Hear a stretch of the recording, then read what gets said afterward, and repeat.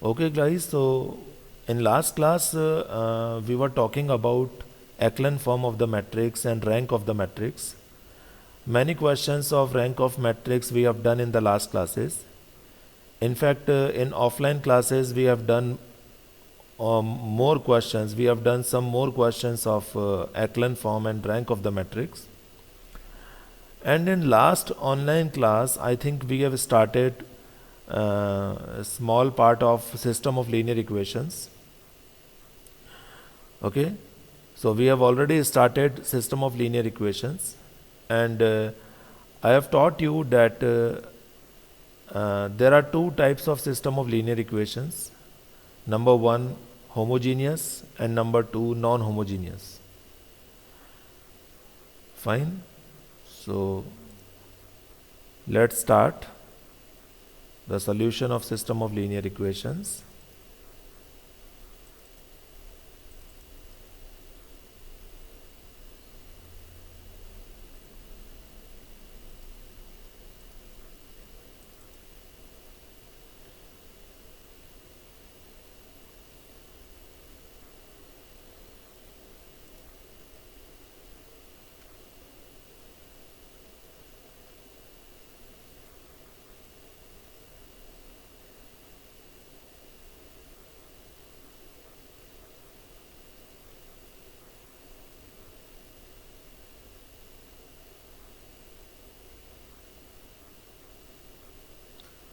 Okay, this was the article we have studied in the last class.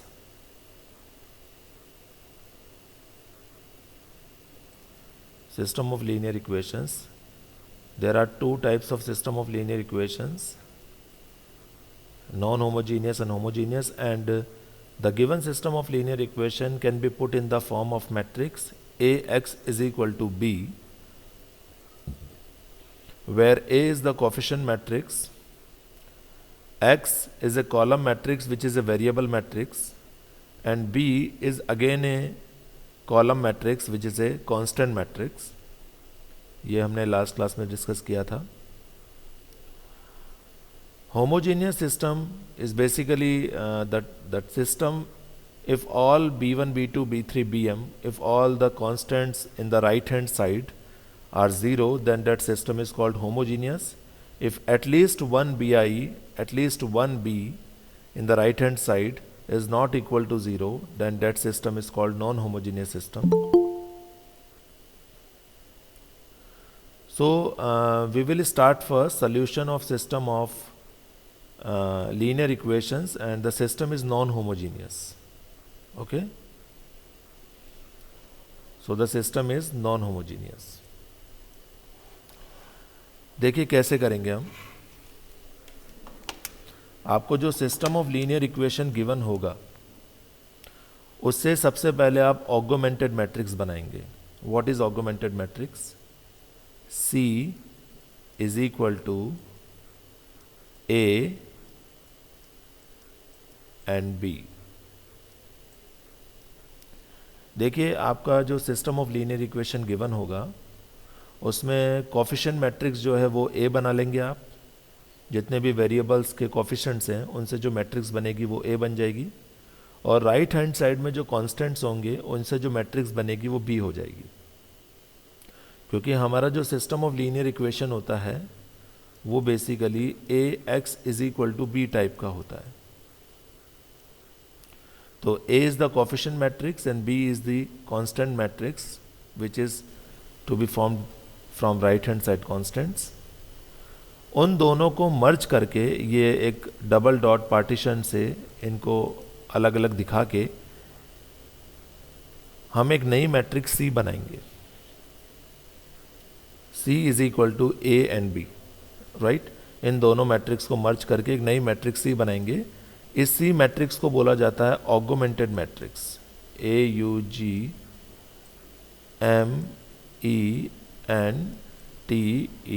AUGMENTED, augmented matrix.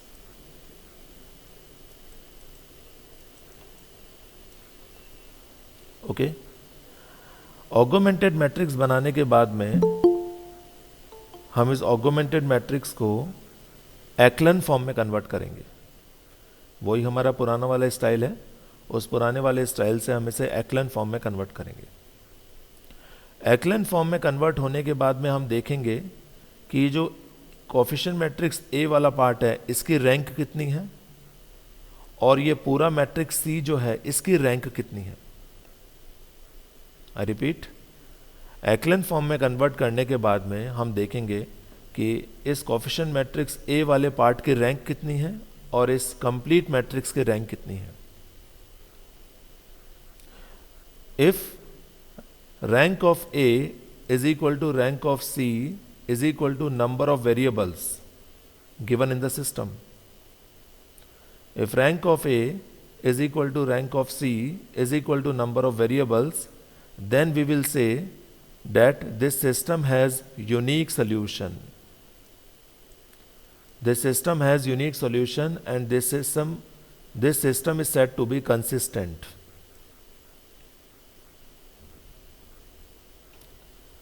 If rank of A is equal to rank of C but less than number of variables in the given system,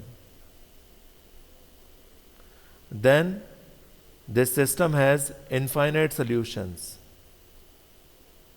and again the system is consistent.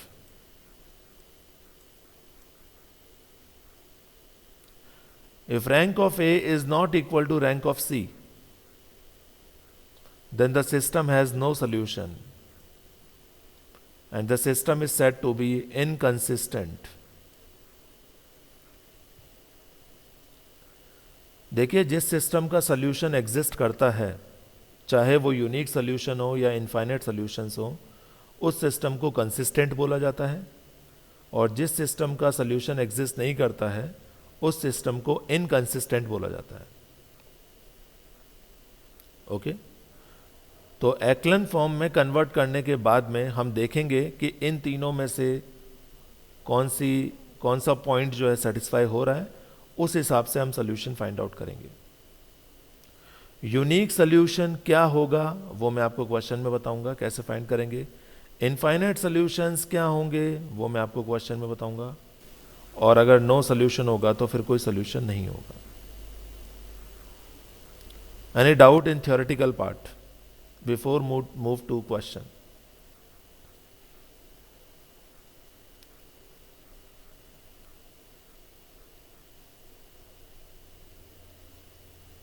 Yes. Any doubt? Sir, n is not clear. What is n? N is number of variables in the given system. Okay, sir. Okay? चलिए question करते हैं।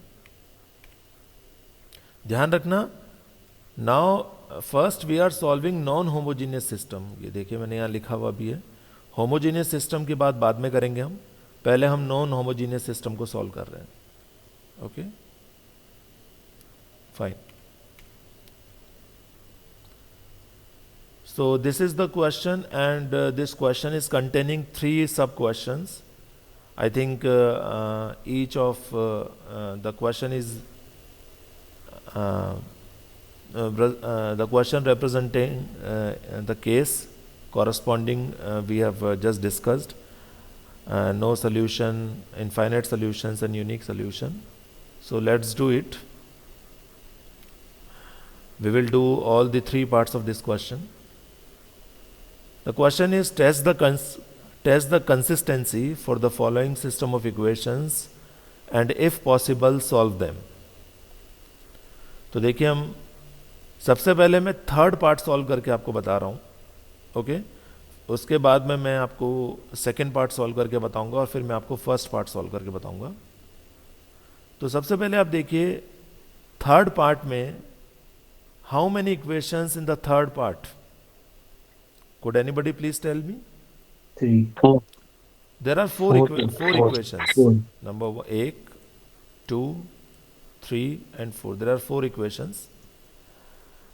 और आप देख सकते हैं the equation, each and every equation is a linear equation, so it's a system of linear equations. और आप इसको easily ax is equal to b की फॉर्म में भी लिख सकते हैं, कोई प्रॉब्लम नहीं है, आपको तो पता ही है। What is capital A? Could anybody please tell me?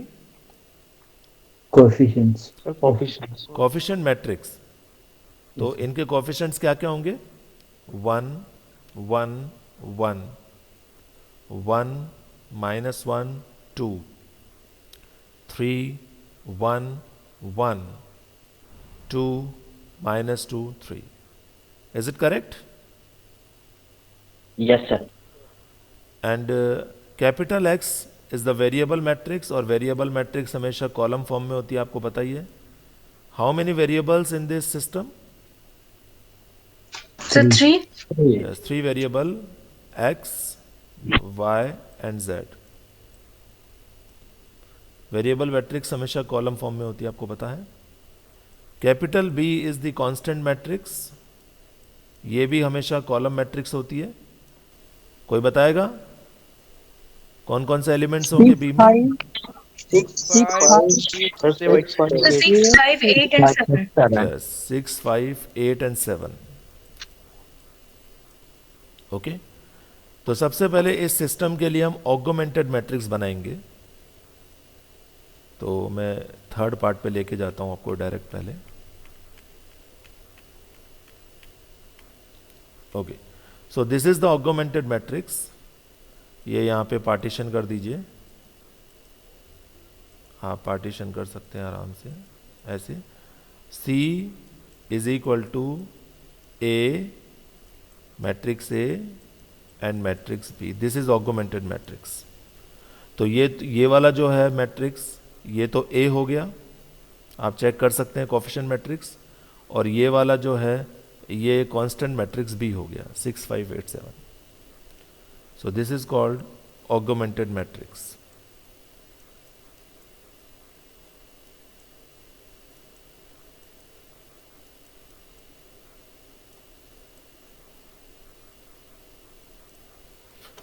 Okay, अब इस ऑगमेंटेड मैट्रिक्स को आप एक्लन फॉर्म में कन्वर्ट कीजिए.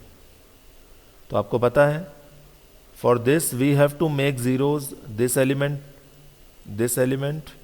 And this element first. अब तो आपको आराम से आ गया, ऑपरेशन आप लगा सकते हैं.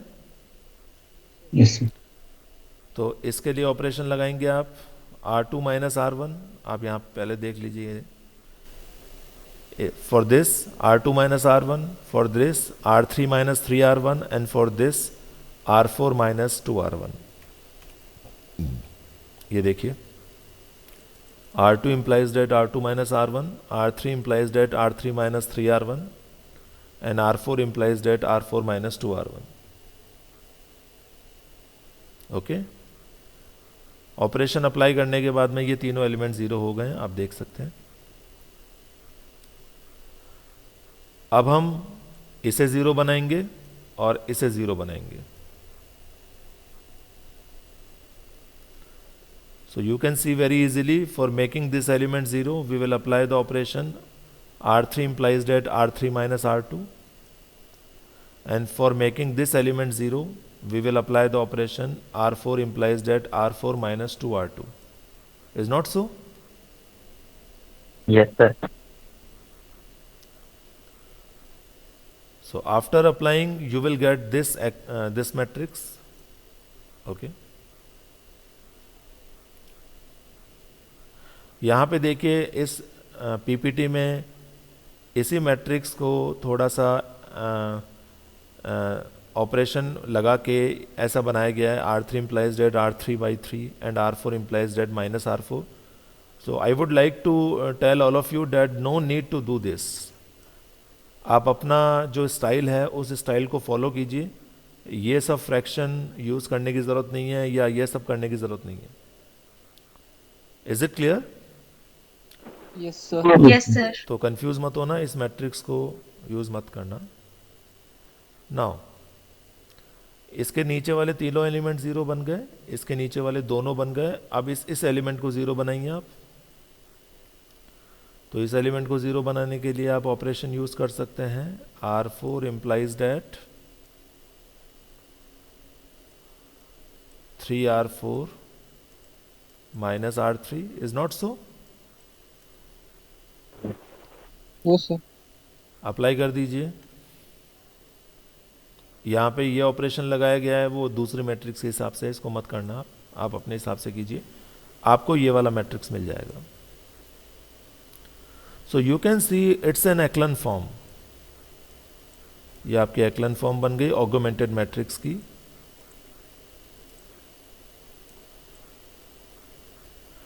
Yes. अब आप बताएंगे मुझे कि इस echelon form में रैंक ऑफ मैट्रिक्स ए कितना है?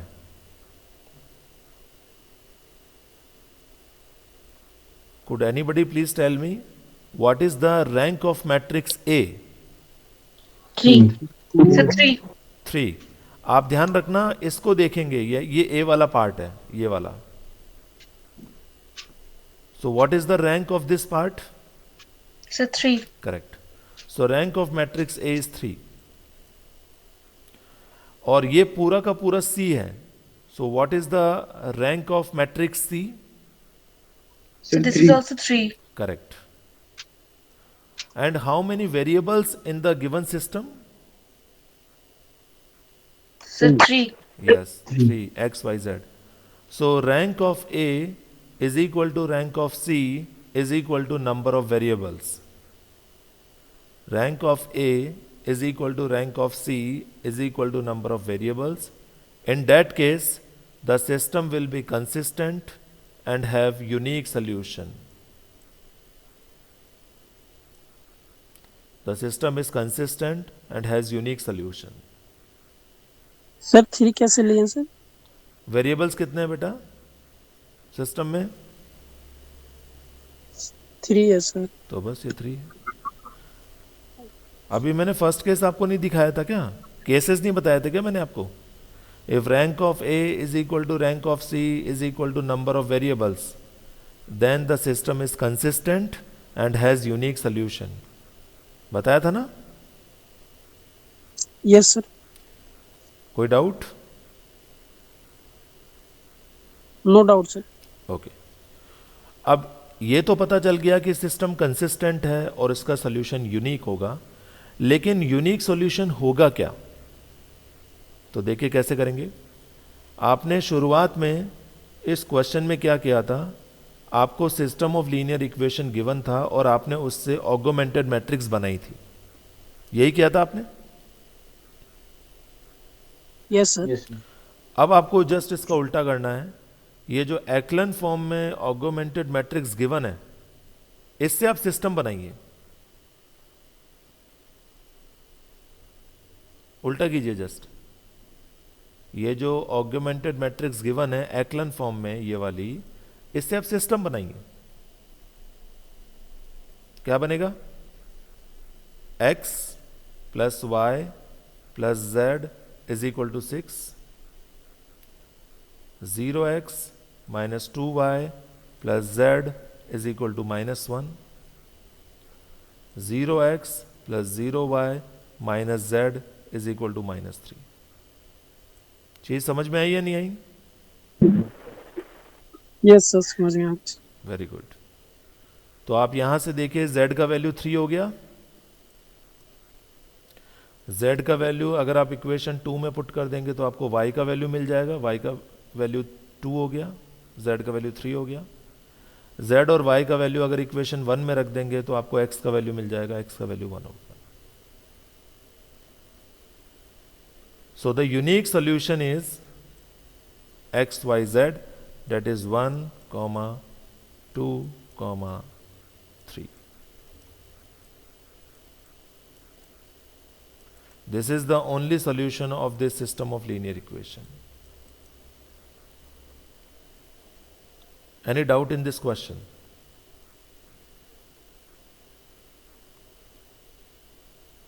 No, sir. Good. चलिए. Now we will do the second part of this question. Yes. Second part में आपको दिखा देता हूं. ये देखिए आप,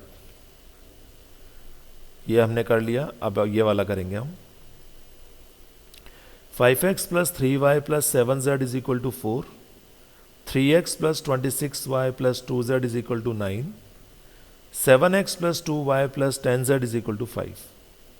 So how many equations in this system? 3. Good. 3 sir. Good. And how many variables in this system? 3. Very good. तो सबसे पहले इससे ऑगमेंटेड मैट्रिक्स बनाइए आप, ये वाला सेकंड पार्ट. तो ऑगमेंटेड मैट्रिक्स होती है हमारी C is equal to A and B. Okay. तो ये हमारा A कोफिशिएंट मैट्रिक्स है और ये हमारी B कांस्टेंट मैट्रिक्स है. आप चेक कर सकते हैं, कोई प्रॉब्लम नहीं है, सिंपल. अब इस ऑगमेंटेड मैट्रिक्स को एक्लन फॉर्म में कन्वर्ट कीजिए. For this we have to make zero this element first and this element first. So R2 implies that 5R2 minus 3R1 you can do very easily, and R3 implies that 5R3 minus 7R1. आपने ये operation apply किए तो आपको ये दोनों element zero मिल गए. अब आपको इस एलिमेंट को जीरो बनाना है, तो आप कौन सा ऑपरेशन अप्लाई करेंगे? R3 implies that 11 R3 plus R2. Is it okay? Yes, sir. Apply कर दीजिए. इसने देखो फ्रैक्शन की फॉर्म में अप्लाई किया है, पहले फ्रैक्शन में कन्वर्ट किया है.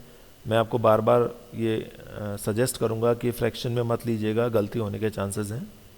तो आप अपने हिसाब से कीजिएगा तो आपको ये वाला मैट्रिक्स मिल जाएगा. So this is the echelon form of the augmented matrix.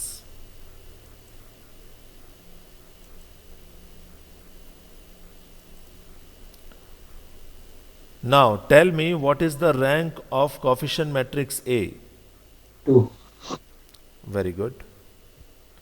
And what is the rank of augmented matrix C? Sir, Oh. 2. Correct. So rank of A is equal to rank of C. But Yes, sir. how many variables in this system? 3. 3. So rank of A is equal to rank of C, but it is less than number of variables or not? Yes, sir.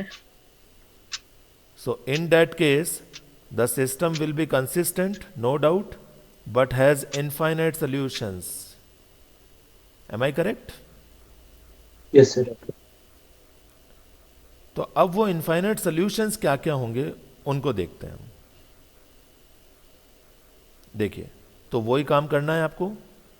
ये जो last एक्लन form of the augmented matrix बनी है, इससे आप वापस system बनाइए. बनाइए. कौन बनाएगा? मैं बनाऊं? हाँ बनाइए. Yes, sir. 5A plus 3Y plus 7Z equal to 4. Yes. 0x plus 11y minus z equal to 3. 0x plus 0y plus 0z equal to 3. तो नीचे वाला 0 0 0 वाले का तो कोई मतलब ही नहीं है. Yes, sir. Okay. Sub zero. ठीक है. तो it is 5x plus 3y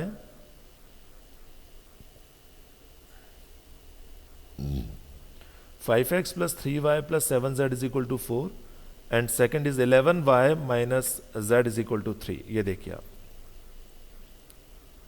अब मुझे एक बात बताइए, यहां पे ये कितनी इक्वेशंस आई हमारे पास? 2. 2. और वेरिएबल्स कितने हैं हमारे पास? 3. 3. इसका मतलब किसी एक वेरिएबल को आपको आर्बिट्ररी कांस्टेंट एज्यूम करना पड़ेगा या नहीं करना पड़ेगा? Yes, sir. यस. तो आप अपने हिसाब से किसी भी एक वेरिएबल को आर्बिट्ररी कांस्टेंट एज्यूम कर सकते हैं. आप x को एज्यूम कर लीजिए k, या y को एज्यूम कर लीजिए k, या z को एज्यूम कर लीजिए k. It's completely your choice. ठीक है. कोई ऑप्शन नहीं है, करना ही पड़ेगा. जैसे इसने क्या किया, y is equal to k assume कर लिया. ठीक है. तो अगर y का वैल्यू k यहां रख दें तो z का वैल्यू आ जाएगा 11k माइनस 3, और y का वैल्यू k और z का वैल्यू 11k माइनस 3 अगर फर्स्ट इक्वेशन में रख दें और उसको सॉल्व करें तो x का वैल्यू आ जाएगा 5 minus 16k, where k is arbitrary constant.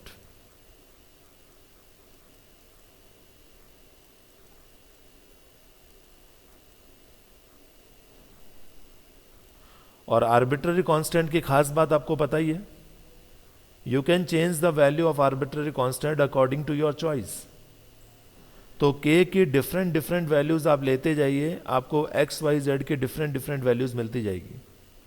So for infinite values, for infinite different values of k, we will get infinite different values of x y z. So the system has infinite solutions. Any doubt? सर ये वाला section समझ में नहीं आया सर। Rank of coefficient of matrix C equal to 2 less than number of unknown. ये बेटा पहले लिखाया है, आप लोग पहले वाली चीज को इतना जल्दी कैसे भूल जाते हो चीजों को। वो ये सब सही है, लेकिन ये 2 कैसे आ रहा है सर? वही वेरिएबल्स कितने हैं बेटा? अच्छा, रैंक या वेरिएबल्स, क्या पूछना चाह रहे हैं आप? हम रैंक सर कैसे मतलब फाइंड करें? आपने इससे पहले वाला क्वेश्चन नहीं देखा? कौन बोल रहा है? उसमें आपने बोला कि 3 वेरिएबल्स था तो 3 ले लिए सर। हाँ, तो यहाँ कितने वेरिएबल्स हैं? वेरिएबल्स यहाँ भी तो 3 है हाँ, सर। तो 3 लिए मैंने। रैंक कितनी है रैंक वही सर 2 आ रहा है ना इसका, सी बेटा? Equal to 2। तो यही तो बोल रहा हूँ, रैंक 2 आ रहा है और वेरिएबल्स 3 आ रहे हैं, तो rank is less than number of variables और नॉट? सर वही 2 कैसे मतलब आया सर, वो समझ में नहीं आया सर। 2 कैसे? रैंक 2 कैसे आया? Yes sir. ये एक्लन फॉर्म दिख रहा है आपको?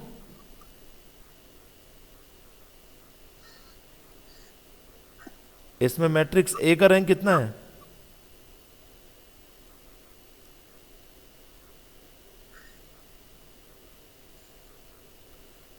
अरे भाई, इस मैट्रिक ए का रैंक कितना है इस मैट्रिक्स में? रैंक वही ना सर जो ऑर्डर। आप कौन बोल रहे हैं? क्या नाम है आपका? आमिर बोल रहा हूँ सर, आमिर। आमिर। आमिर, तुम क्या नींदों में रहते हो क्या भाई? इससे पहले वाले क्वेश्चन में कोई डाउट नहीं आया तुम्हें? सर मैंने पूछा था, आपने बोला कि वो वेरिएबल की जितने वेरिएबल्स रहेंगे उतना ही वो रैंक। मैंने कब बोली ये बात? मतलब मैंने पूछा। आप थोड़ा सा ध्यान से सुनिए आमिर। सबसे पहली बात तो यह है, it is very important to listen carefully. You are not listening me very carefully. मैं बोल रहा हूं, ये एक्लन फॉर्म आपको नजर आ रही है? Yes sir. इसमें ये जो पार्ट है, ये ए वाला पार्ट है या नहीं है? कोफिशिएंट मैट्रिक्स ए वाला पार्ट है या नहीं है ये? यस सर है। इसमें नॉन जीरो रोज कितनी है?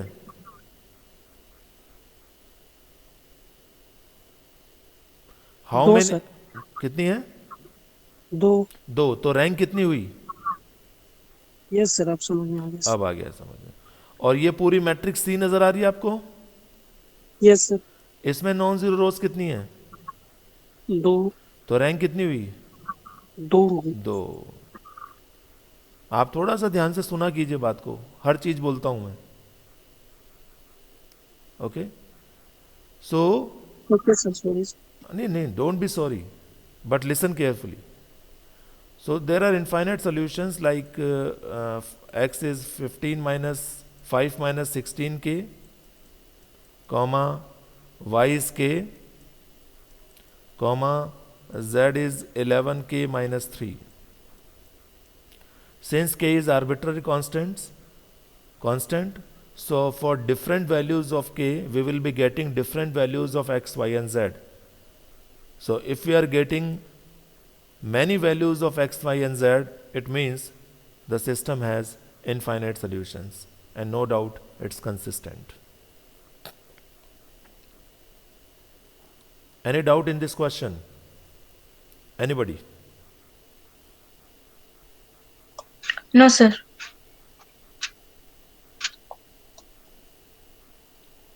Good.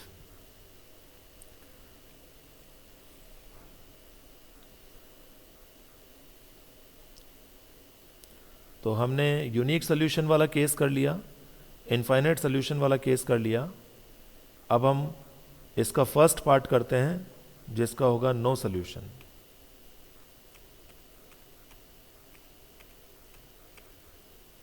Come to first part of this question. So the first part is 2x minus 3y plus 7z is equal to 5. 3x plus y minus 3z is equal to 13. 2x plus 19y minus 47z is equal to 32. Amir Hussain, can you hear me? Yes, sir. Amir, can you please tell me in first part how many equations are there 3, sir. and how many variables are there? Also 3, sir. Very good.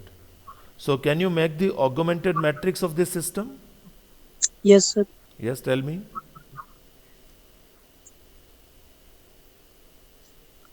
2 minus 3, Hmm. 7, Hmm.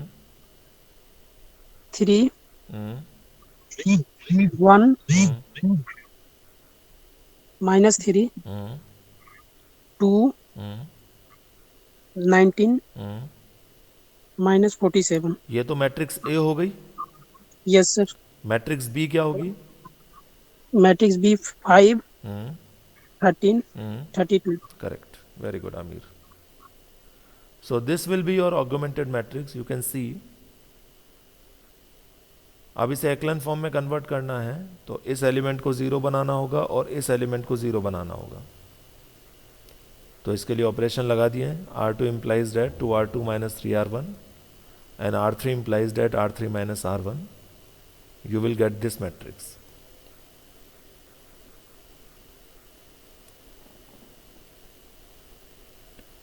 अब आपको ये वाला element zero बनाना है. Aamir Hussain, can you please tell me for making this element 0 what operation you will apply?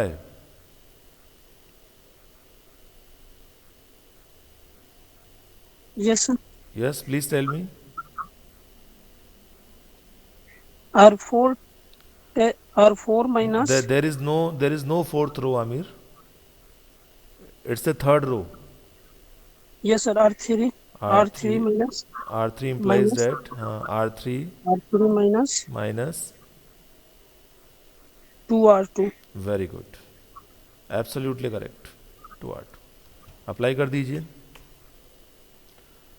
R3 implies that R3 minus 2R2, तो आपको ये वाला matrix मिल जाएगा. And it's an Eklund form.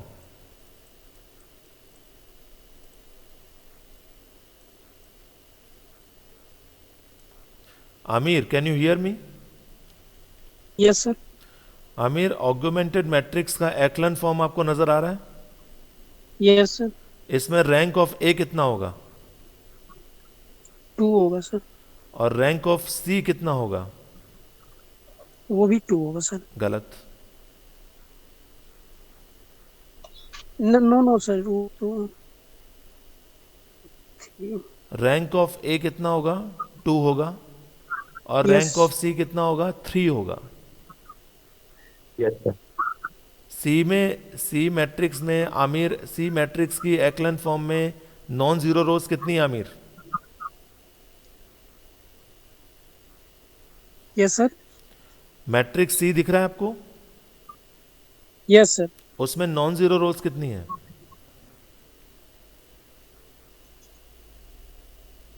Sir 0 तो है ही नहीं उसमें.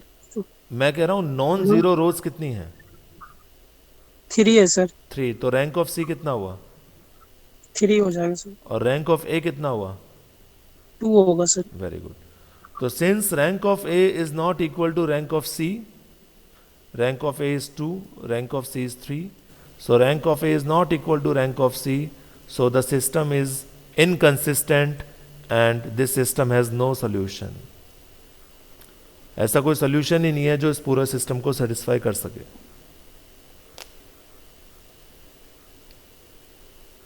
Any doubt in this question? No doubt, sir.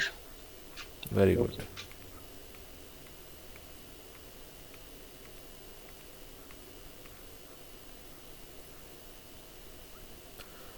Okay, so we have done one question containing 3 parts, a system of linear equations.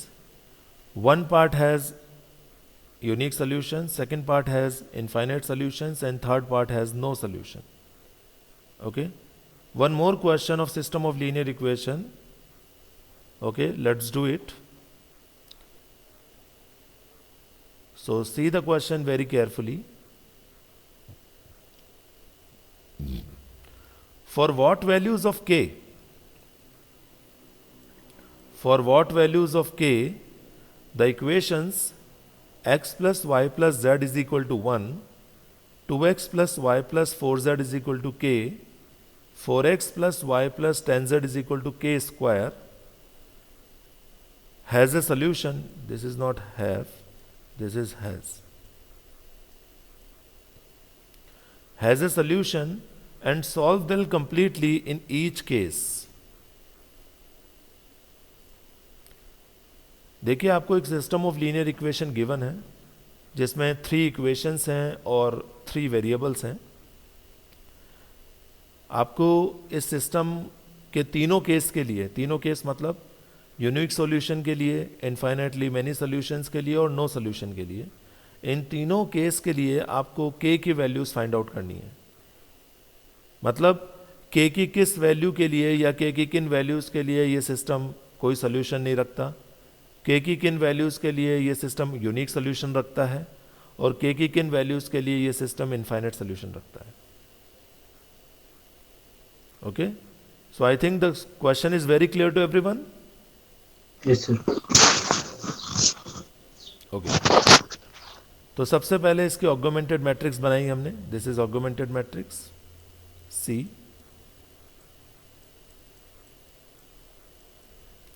और एज यूजुअल इस augmented matrix को आप convert कीजिए एक्लन form में.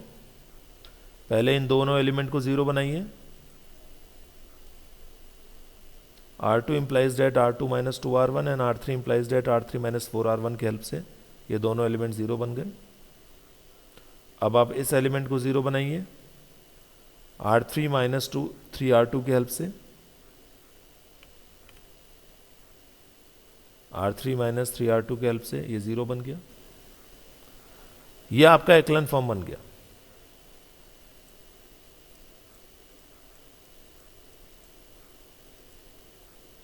यहां तक कोई डाउट है किसी को? Please tell me if anybody has any doubt. No doubt sir. ठीक है. No, sir.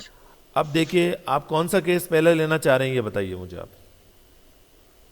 Which case you would like to take first? Unique solution. हाँ, unique solution. Unique solution.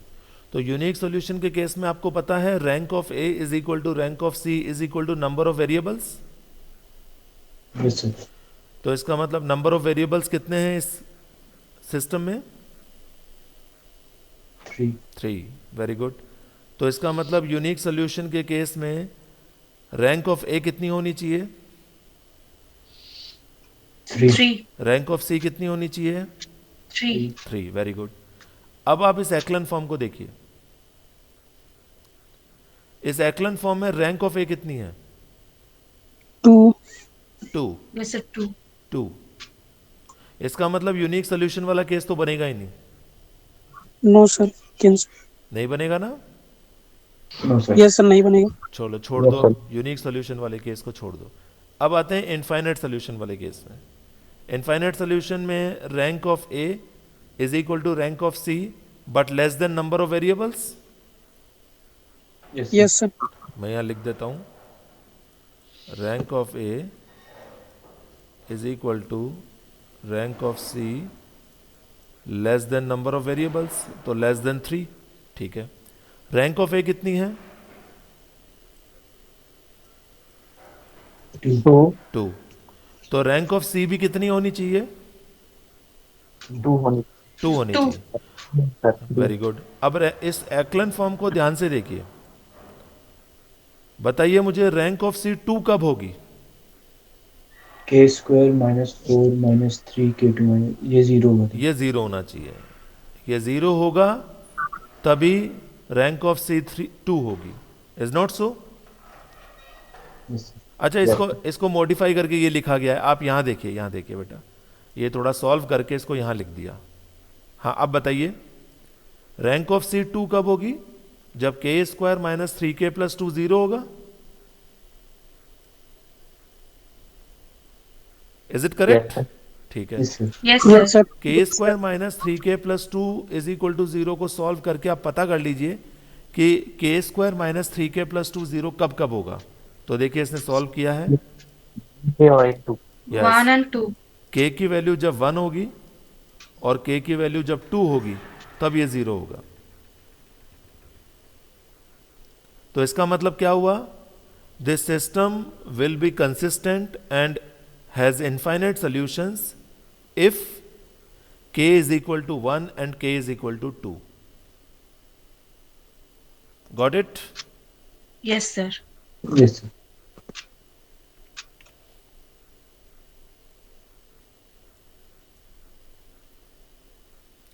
Okay.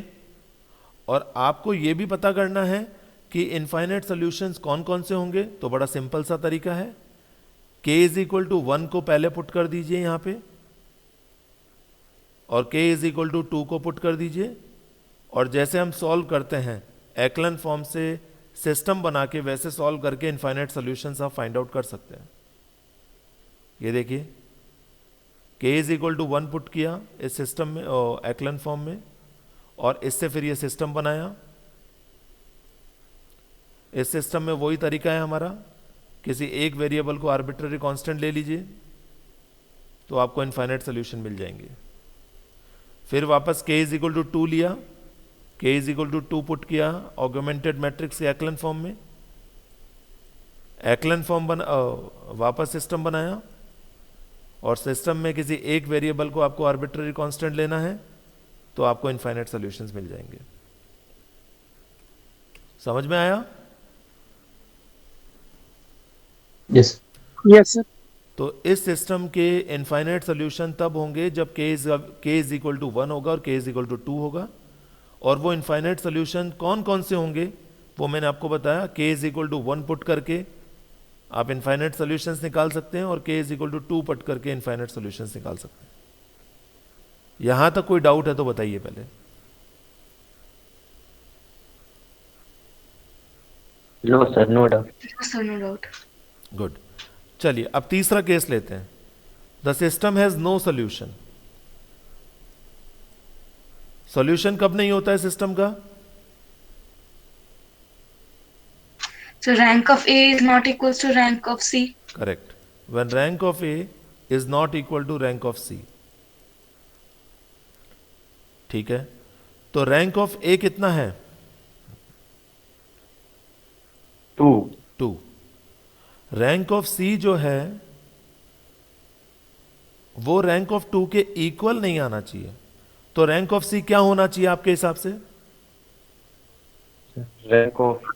उससे ज्यादा या कम या मतलब उससे उसके कम. बराबर नहीं. हाँ देखो उससे ज्यादा ही होगा, उससे कम तो नहीं हो सकता क्योंकि ऑलरेडी यहां 0 0 0 है. Yes, sir. Yes, sir. तो 3 हो. इसका मतलब rank of C must be 3. Greater than. 3. Yes, sir. और रैंक ऑफ सी जो है वो 3 कब होगा? जब ये नॉट इक्वल टू 0 होगा. मतलब सॉरी इधर आ जाइए. जब के स्क्वायर माइनस थ्री के प्लस 2 नॉट इक्वल टू 0 होगा तभी रैंक ऑफ सी 3 होगा या नहीं होगा? Yes, sir. Yes, sir. यानी फॉर नो सोल्यूशन के स्क्वायर माइनस थ्री के plus 2 is not equal to 0. It means for no solution k must not be equal to 1 and k must not be equal to 2. Is not so? Yes, sir. इसका मतलब ये हुआ कि इस system का कोई solution नहीं होगा जब k का वैल्यू 1 नहीं होगा और k का वैल्यू 2 नहीं होगा. लेकिन अगर k का वैल्यू 1 हो जाता है और k का वैल्यू 2 हो जाता है तो इस सिस्टम के इनफाइनाइट सॉल्यूशंस होंगे. Everybody has got it or not? Please tell me. Yes, sir. Yes, sir. Got it. Any doubt? Anybody wants to ask?